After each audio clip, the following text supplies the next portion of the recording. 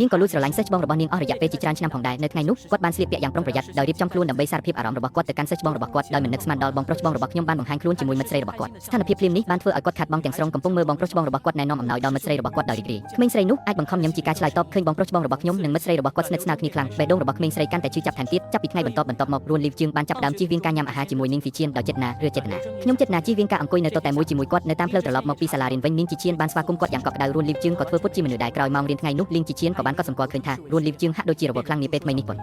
តែគាត់មិនដឹងតតែសោះថាបញ្ហាគឺស្ថិតនៅលើខ្លួនគាត់ផ្ទាល់គាត់សន្មតថារួនលីសេងព្រួយបារម្ភអំពីការសិក្សារបស់គាត់ខ្ញុំមិនអាចជួយអ្វីបានក្រៅពីព្រៀនប្រដៅគាត់ទេវាចៃដន្យណាស់ដែលមិត្តស្រីរបស់លីងជីជៀនគឺម៉ៃយូមៀវបានមកលេងគាត់នៅសាលារៀននៅថ្ងៃនោះគ្រាន់តែពេលដែលនាងជីជៀនបានចេញទៅចូលរួមពិធីបុណ្យសពមៀវបានជែកជាមួយរួនលីសេងអំពីគាត់និងនាងជីជៀនម៉ៃបាននិយាយថាម្នាក់ក្នុងចំណោមពួកគេបានសិក្សាផ្នែកវិទ្យាសាស្ត្រនិងម្នាក់ទៀតសិក្សាផ្នែកគំនូរការសិក្សាផ្នែកវិទ្យាសាស្ត្រទាមទារវិន័យខ្លួនឯងនិងការស្វែងរកសេរីភាពក្នុងសិល្បៈទោះជាយ៉ាងណាក៏ដោយរួនលីសេងមានទស្សនៈផ្សេងគាត់ជឿថាមានតែសេរីភាពដែលផ្អែកលើវិន័យខ្លួនឯងទេដែលជាសេរីភាពពិតប្រាកដនៅពេលនេះម៉ៃហាក់ដូចជាមើលឃើញតាមរយៈបេះដូងរបស់រួនលីសេងអ្នកចូលចិត្តគាត់មែនទេខ្ញុំជាមនុស្សដែលនិយាយត្រង់ណាស់សូមលោកប្រធានកុំប្រកាន់អីខ្ញុំសុំទោសគ្មានអ្វីដែលត្រូវសុំទោសទេមនុស្សគ្រប់រូបមានសេរីភាពក្នុងការចូលចិត្តអ្នកដទៃខ្ញុំធ្លាប់កុំខ្វល់ថាក្មេងស្រីដទៃទៀតចូលចិត្តគាត់ជានិច្ចប៉ុន្តែលែងមានទៀតហើយរួនលីវជើងបានសួរដោយចង់ដឹងចង់ឃើញអំពីមូលហេតុម៉ៃគិតយ៉ាងយូរប៉ុន្តែមិនអាចរកដំណោះស្រាយឃើញរហូតដល់រួនវីសេងបានឃើញចិញ្ចៀននៅលើដៃរបស់មៀវជឿច្រឡំថាអ្នកទាំងពីរហៀបនឹងរៀបការនោះហើយជាមូលហេតុដែលគាត់លែងខ្វល់ទៀតហើយម៉ៃមិនបានផ្ដល់ការពន្យល់ច្រើនសម្រាប់រឿងនេះទេមិនយូរប៉ុន្មាននាងជីជៀនបានហៅក្រុមសិស្សវ័យក្មេងមួយក្រុមមកផ្ទះរបស់គាត់ដើម្បីជួយសម្អាតបន្ទប់អាពាហ៍ពិពាហ៍រួនលីវជើងពីព្រោះបង្គន់មិនទាន់ត្រូវបានសម្អាតនៅឡើយទេគាត់បានស្នាក់នៅរហូតដល់ទីបញ្ចប់ដោយមិននឹកស្មានដល់នាងជីជៀននិងមិត្តស្រីរបស់គាត់បានត្រឡប់មកវិញនៅពេលនោះខណៈពេលដែលនាងជីជៀនកំពុងណែនាំផ្ទះអាពាហ៍ពិពាហ៍ដល់មិត្តស្រីរបស់គាត់ដោយរីករាយមិត្តស្រីរបស់គាត់ស្រាប់តែបែកគ្នាជាមួយគាត់ដោយនិយាយថាបន្តោះយើងបែកគ្នាខ្ញុំលងស្នេហ៍អ្នកផ្សេងហើយវាបានបង្ហាញថាមិត្តស្រីរបស់ខ្ញុំបានលងស្នេហ៍ជាមួយអ្នកថែរក្សាសារមន្ទីរម្នាក់នៅប្រទេសបារាំងនាងជីជៀនមិនអាចទទួលយកការពិតនេះទាំងស្រុងនៅពេលនេះទេហើយរួនវីសេងបានឃើញហេតុការណ៍ទាំងអស់នេះដោយចៃដន្យខ្ញុំមិនស្គាល់ខ្លួនឯងទេប្រហែលជាអ្នកកាន់តែរវល់ទៅហើយយើងតាក់ទងគ្នាតិចទៅនៅខាងមុខមានមនុស្សតិចជាងមុនទៅទៀតបន្ទាប់មកនាងជីជៀនបានដឹងថាគាត់ពិតជាបានចំណាយពេលតិចពេកជាមួយគាត់កាន់ដៃរបស់ម៉ៃយ៉ាង